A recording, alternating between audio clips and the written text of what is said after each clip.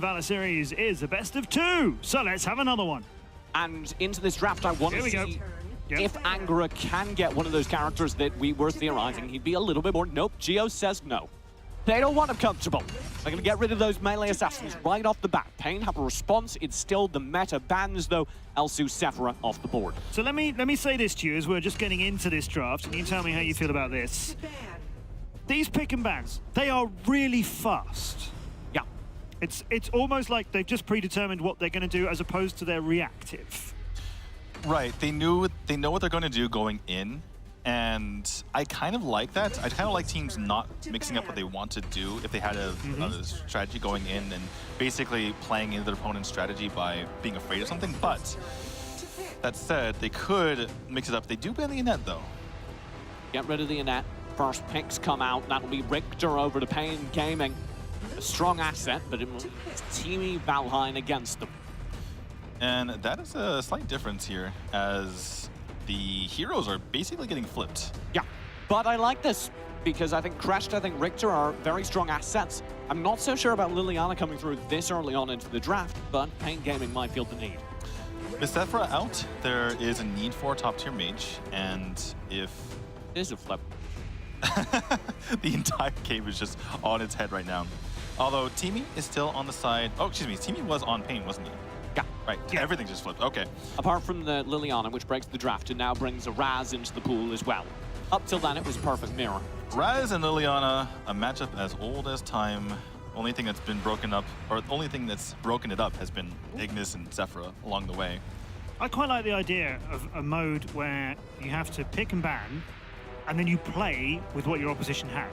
So you form a pick and ban, and then you have to do it the other way around. So you don't pick and ban again. That's like, well, I've got to let you choose what you want. I may have run a tournament. Yes. I may have run a tournament exactly like that. Did you? And it was glorious. I'm sure it was. We could talk about... I'm glad I thought of that idea before anybody else had done or ran a tournament on it. We can talk about the results during NA, because those players were in it. Oh, hello. But we are going in. We're seeing a different jungle setup here. It will be a melee over to Angra. They bite the bullet, they give him a Ryoma, which isn't a great melee jungler, but it will work. And instead, in answer, you get a Quillin out for white. Yoma isn't exactly the same thing as the Necroth and Murat, so... No. In fact, he's not typically played in the jungle in the first place, but Quillin, something we need to talk about, terrorizing the solo queue ladder.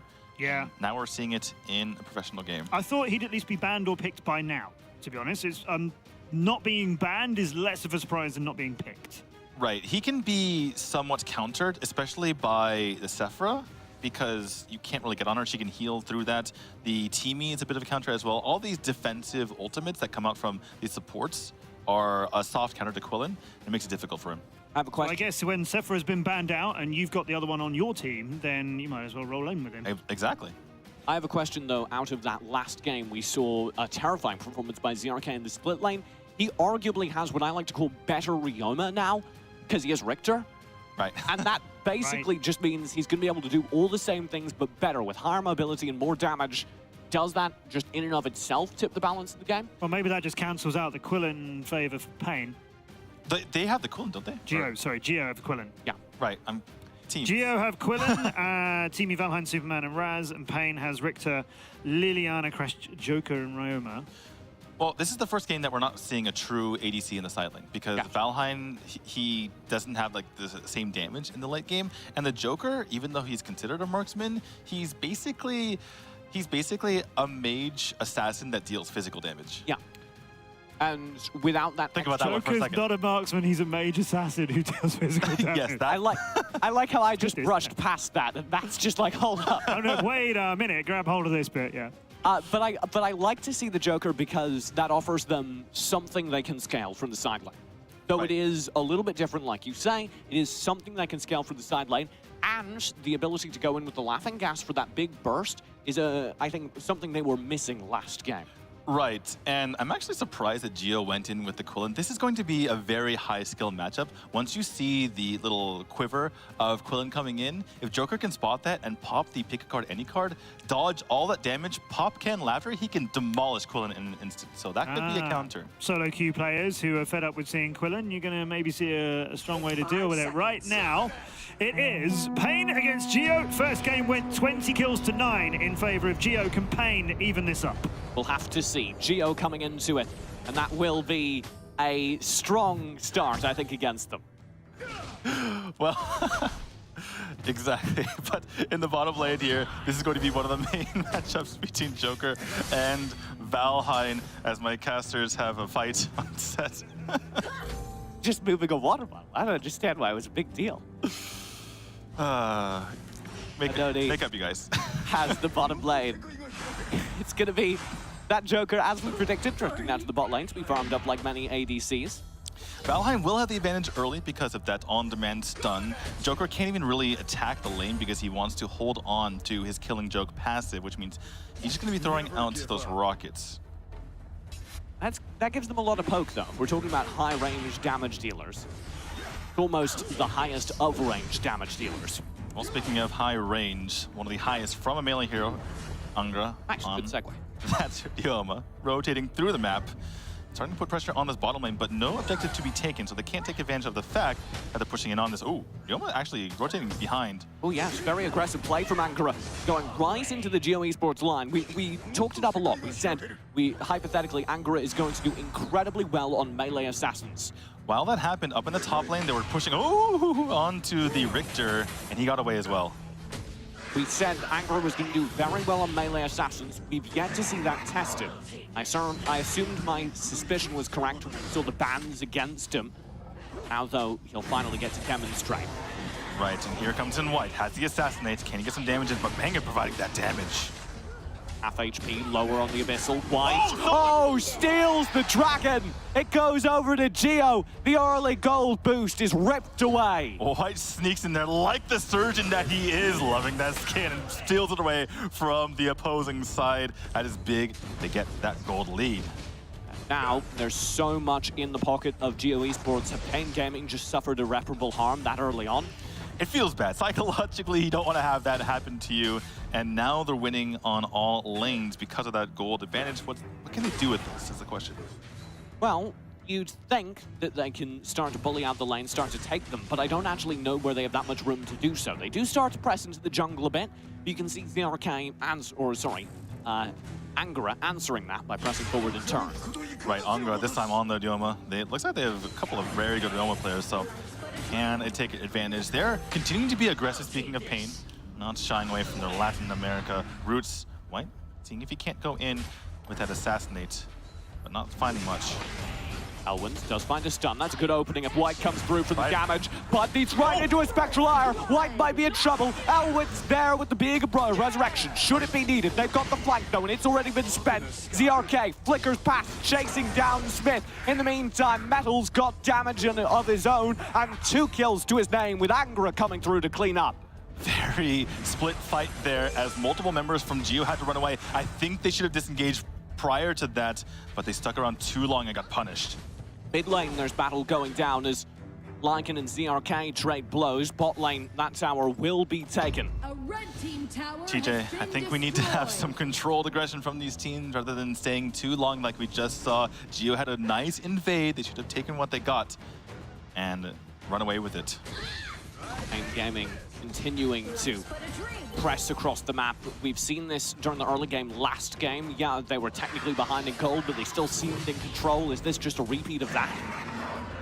We'll have to see what Quillen can get done here. That's the biggest story. And not much at the moment because Abyssal's going over to Pain at the moment. Another Abyssal? Nah, he's nowhere near. He'll be picked up securely by Angra, being very careful to punish it as early as possible. A little bit of PTSD.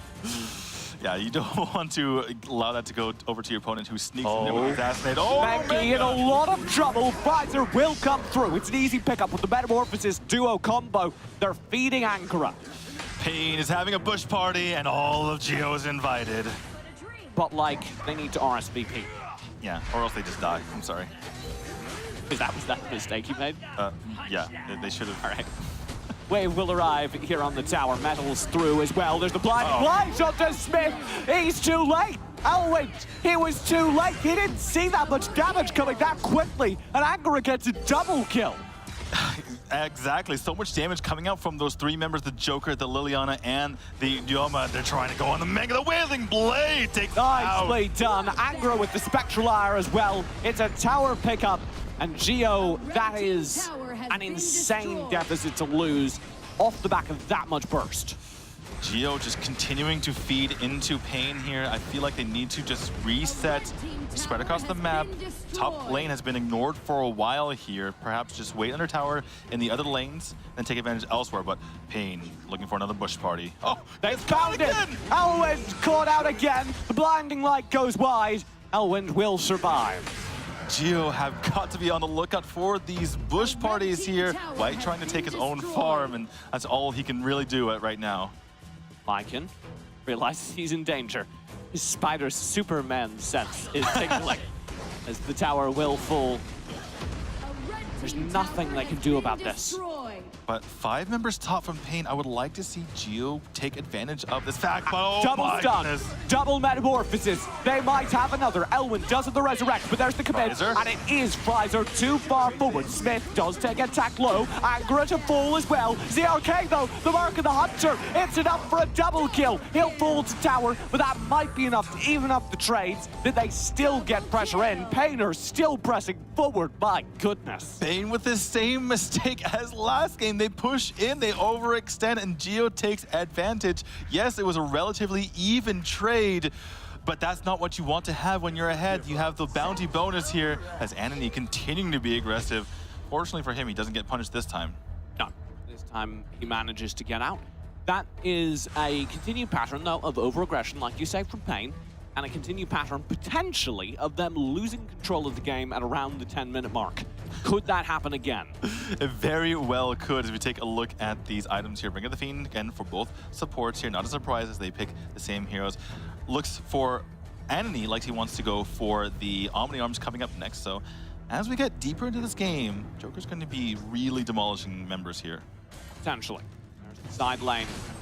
We may not get deep enough into the game. Well, not if CRK is going to be fighting 1v4. CRK will get caught out, but he lives. The 1v4 doesn't look that dangerous to him. As a miss from Lycan, he's safe because of the retaliation, giving him the perfect invulnerability. Now mid lane, Lycan tries to save his tower. Fryzer will back off as the tower's knocked low. This game is just reaching levels of LATAM? Reaching levels of LATAM. There, you stole the words right out of my mouth. Thank you. This is absolutely insane. And can these teams put together, can these teams find their footing? Angora! White barely survives as Angora blitzes down his HP. White needs to make more happen from this cooldown. Needs to put the fear of God into Pain, or else he's not going to be useless. Bushes are so dangerous right now. Do not go near a bush because there is Pain hiding in it. Can we ban bushes? No. In the draft ban? No, but I'm glad you're exploring options. Dark Slayer up for grabs. Pain Gaming have enough zone control. They feel they can grab it instantly. They'll get it quite low. No contest, no vision yet. Even with Pain's advantage in the first game, they never got the Dark Slayer. This is the first time they've picked it up. Can they take better advantage of it than GeO did? They didn't have this much of an advantage in the first game, but it still turned around the 10-minute mark. If we're going to see a turn, I think it starts now. For GeO, you're saying? Yes. They have to defend here. And Pain, this seems like a theme. Once they get an advantage, they don't want to lose advantage. They're playing not to lose rather than going for the trademark aggression they're known for. This is when I want them to be most aggressive. You got the lead by taking risks. You can't stop taking those risks now that you haven't. It's more risky to play safe when you're ahead. GeO Esports should know this all too well, given the last 20-minute game. They're playing full defense in mid, waiting for that Drake summon. All right, here is a good spot to release the Drake. They have waves pushed out. I would like Richard to go top lane here to push that wave as well. So they have waves pushing on all fronts. Looks like that's what they're going to do. They have Fryzer with the Metamorphosis. He can push in on any tower whenever he wants. Mid lane should just fall, given enough time that Angora focus. Here's the Drake arriving at the bot lane. They don't spend Metamorphosis. Their wave gets cleared, but the tower is just being chipped away. This high ground might fall almost uncontested. Okay. GeO can't bring their players to bear, and the Drake itself will whittle away the tower. Now the second high ground to fall. Metamorphosis is still available for it. Elwin does have the resurrect. He'll be back into the fight. The Mark of the Hunters doing good work, but not enough. GeO stands strong. White decimates the backlines. He'll bully Angora and Pfizer back as well, and they are the only two Pain Gaming members left on the map. Literally decimating them using the decimate ability with Mutilate, but oh my god, Pain snaps back. They get Lycan. That's enough. That's enough that GeO cannot win here. They cannot turn this, and Pain still have map control. Not only that, that is a positive trade now. They got the high ground tower, TJ. And look at this, the Pain Gaming push party. It bursts out. Schmidt's gone. Becky survives, but he needs to hightail it back to base. There's the reset. White's back. He'll chase down Pfizer. Angora's into the fight, though, chasing with the Spectral Ion. He doesn't get White in time. The Resurrect's there. White's back, and Angora will finally pay for his sins. But Anthony's here. The respawns from Pain have arrived, and they're here to clean up the fight. DRK, can he punish? I don't know if he can, but he stood tall, faced White like a man, because that Quillen does obviously those crit damage from the back. Doesn't give him that chance, doesn't show his backer, but Metal! Oh, White finally doing damage, or is he? Metal with the life steal, he will survive! Shut down the literally by CRK comes in and finishes him off. That damage out there from the Liliana with the Spoopy's mask allows her to get away. The life steal from that Spoopy's mask is the only thing that keeps him alive. Wait, TJ, I have to stop you there. Spoopy's mask does not have life steal. I'm sorry. Bite me. The life steal from the Liliana was the only thing that keeps him alive. She was in that Fox form that gives her that extra armor and magic defense for the first few seconds of that. She gets nearly 300 when she's at level 15 like she is now.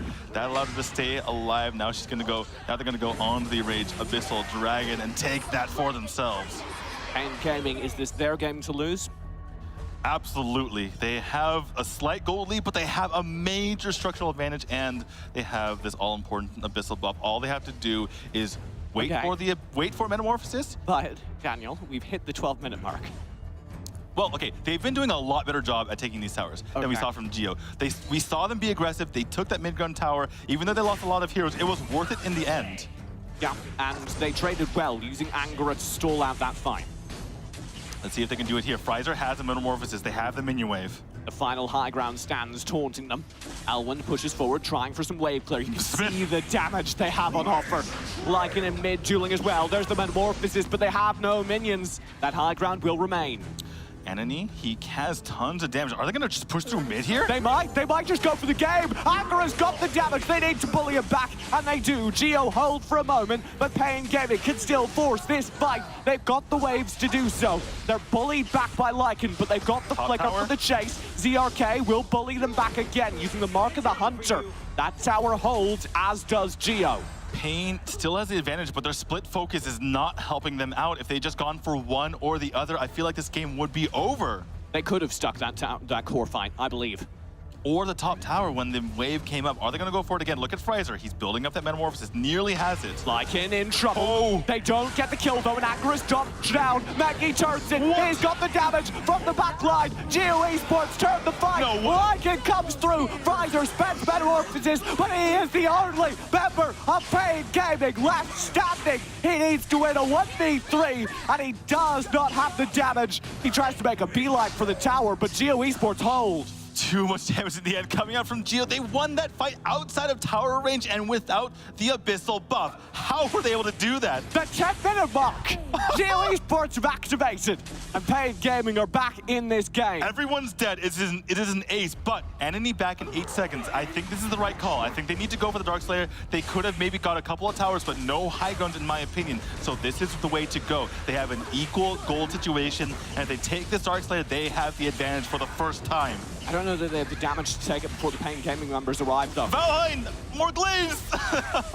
Valheim just doesn't do enough. Lycan's here to slow down. Anomi will be pushed back, half HP'd by that poke. Do they have the Darkslayer? Yes, GeO Esports do. Now they need to take a fight, though. Lycan, Bales, Pain Gaming aren't able to connect. Barely able to hold that out. Oh, here comes the arcade. Elwin! It's the big old bro! Too soon, in my opinion. Can he get away anyway? Oh, Angra has the cutoff. Will stall him back. No, Elwin he missed. needs to get to safety. He missed with his abilities there. The pinwheel didn't get the damage in. And now Pain are trying to get that final high ground tower down the Darkslayer buff. All of GeO Esports do have the hold. They'll stand strong with the Darkslayer. They can summon the Drake, and that will make up for the fact that they're down the super minions for a while. Give them an opportunity to push a little bit further forward. TJ, what is this game? What is happening? Fantastic. That's what this game is. Oh, I don't even know who's winning anymore. ZRK, he's just a monster. Just standing in the bushes. There should be the Darkslayer on the side of GeO Esports, but they're getting pushed in. And I'm amazed that GeO have yet to summon this Drake. I would have expected them to spend it just for the wave pressure, but I think they just want to use it almost for a team fight buff. I think they want to have maximum value out of it. There it is. Probably the end of the timer. They summoned it all the way back at their core for wave clear. Right, and remember, in the last patch, the Darkslayer buff was extended from 90 seconds to 120 seconds. We'll have more of this, but here comes Metamorphosis. For the final tower, the full engage comes through. Frieser's bullied back. Elwin stalls up the rest of the team, and he does survive. White goes down on the dive. Elwin, with the being a pro, popped again rather early. Can't hold the lane for long. And Richter, in the meanwhile, was fighting 2 in the bottom lane there. That's why that was a 3v4. Nicely done by ZRK. We speculated as to his potential on the Richter. There is our answer. That's what, I guess when you have a hero like that who can fight 1v2, that's what you can get for yourself. But a lot of ultimates spent. I don't think Pain Gaming actually feel like they can take this tower, even with the kill they found. Well, the Darkslayer buff has gone away now. Now that regeneration is gone, now the Drake is gone. Pain suddenly have their advantage back. ZRK pushes through in the meantime. He'll threaten the core. That should mean the tower's taken, but he's completely swatted aside. They have the poke, they have the damage, and they clear the wave. I feel like you've seen this movie before, TJ. GeO is holding strong at every opportunity. But GeO have one tower with less than a third HP. They just need to tap it, Daniel. I know. So, okay, the one issue is that Joker, with his passive, normally just chunks towers, but in the last patch, or excuse me, 2 patches ago, the maximum damage you can do to a tower is 1,000. So he can't just quite kill it, but he can get darn close. I would like them to go all over it, but now I see your point. It's on the Abyssal. Yes, and Pain Gaming have had enough of this. They should take the Abyssal easily. Elwin. Oh, there's forced off of it. Elwin with the zone. White's just focusing the Abyssal. White will get the Abyssal. They got leashed. Oh no, it's reset. He can't get it. Metamorphosis already spent. Aggro will fall. Elwin has the resurrect. That's enough for Smith back in the fight. Pain Gaming should clean it out, but Lycan's back from the respawn. Smith and Lycan need to hold the game. 2v3. Oh my goodness, can they hold on to them? They're going... Angra diving in. Oh. It's all on Lycan. He's cleaned up as well. It's an ace. For 50 seconds, GeO are off the board. And in 18 minutes, Pain Gaming bring the series to a 1-1 tie. You can't defend your core if you don't have any heroes, DJ. That's the mantra of Pain Gaming, and they finally finish it off. My God. Welcome to LATAM. Enjoy your stay. We are going to enjoy everything that LATAM gives us, I think, as well as our other regions. That was beautiful. That was so much fun. You said early on in that game, reaching levels of LATAM, but I'm not sure what our definition of that is going to be much more. It goes 1-1 in that brilliant best of 2 between GeO and Pain. After that first game, we did think, all right, well, maybe this one could go in Pain's favor. They could turn that second one around. That was theirs throughout, really. Very dominant for them. Still that tower, just looking at them, though, like in the first game going, I'm like, you just need to knock this over. And they just couldn't get near enough. I kept waiting. Yeah. Pain Gaming to somehow throw that game. Because they kept looking like they almost maybe could. Yeah. We got to give credit to Elwin. He was doing an excellent job going in front of the tower, because once the minion waves come up to the tower, it's as good as dead. He made sure to keep them away, went in with the teamie, popped the Pooty Poots, and made sure that they were far away. The thing is, that should have been punished, but you got to give some credit to him for halting that multiple times. That was... yeah, that's where I'm at. I want to talk about White, if we can brush on that. Yeah. Because White was either the best thing about the GeO Esports side, or he was feeding. And that's kind of the dichotomy of Quillen. I don't think that's actually on White, I think that's on Quillen. I think that's where Quillen's at as a character right now. You either find all the kills in the universe, or you're swatted aside the second you show yourself. Well, this was a bright spot right there as he was able to steal away the Abyssal Dragon. Plays like this from Pain, that was a 2v4. They're just hiding in the bush the entire time, and GeO could not deal with the endless bush parties. The Mana Freeze Angra Ryoma Crash duo is scary as heck. Yeah, they're so skilled on those heroes that we see multiple times throughout this game. That's the indestructible tower right there. Yeah. Never went You down. can damage it a bit. Fun fact, it's up to code. Been tested thoroughly. There was a 2v4 moment in that for Pain where Angra and ZRK were running around, just the two of them against 4 of GeO, and the 2 of them had map control. And you actually said it. You were like, Pain have map control right now. It was a 2v4. It was Angra and ZRK owned all of Antar. This is it. This is the fight where Angra and Mana Freeze somehow stalled out a Didn't that just 2v. happen? Yeah, we just saw that. That's a replay of a replay. Because they did the exact same thing to them again in that same bush. And because they stalled out for so long, the rest of Pain Gaming caught up. And that meant that even though GeO won the fight, they didn't actually gain any control from it. Now, have a look at the numbers here. This is just a little bit earlier than I was hoping we would see, but at 15 minutes, spoiler, it's 14 kills apiece. But more than that, it is exactly 50 gold each in about a minute's time from here. 50 gold each, and yet Pain have 8 towers and GeO have 1. That is the power of being aggressive and pushing on those high grounds. We saw Pain, remember the 2v4 was a result of Pain pushing onto the high ground tower, and they took it out, and that's what gave them this advantage. I asked you a what-if question at the end of the replays for Game 1. Yeah, what if, very relevant. What if White gets that Abyssal? Because I think this fight's entirely different. Oh, I thought you were revisiting your one from before. What if they'd taken the high ground? Yeah, what if White gets that Abyssal? Because I think GeO win the fight if they have the Slayer buff. Well, the Dragon buff. I gotta say... You say that, but we saw a buff pretty much go to waste. We saw a lot of buffs pretty much go to waste, but it's all about forcing those team fights, and that's what neither team was able to consistently do.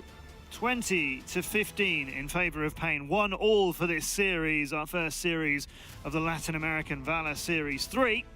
Those are better participation numbers. Yeah. Well, they try to get Superman getting involved this time. Trying to get into every single fight possible. Menga I like counting for every single kill and assist. I liked Mengi's play that entire series consistently. He's playing Valheim. He's not quite doing as much damage as many other ADCs. But you can see he actually led his team in damage, and he did that just by hovering at the back of the fights and just chipping away. Everybody getting something done here. Mengue, a lot of assists for his Valheim. He's not going to be killing people. That's not what kind of character he has here, especially when a game goes long like that. But because he can sit in the back of the fights and just chip away, it does help the team. 9-3 and 5 for Ryoma in the hands of Angra. Yeah, we saw a couple of good Ryoma plays, or Ryoma games from different players here, which is unusual. First from ZRK.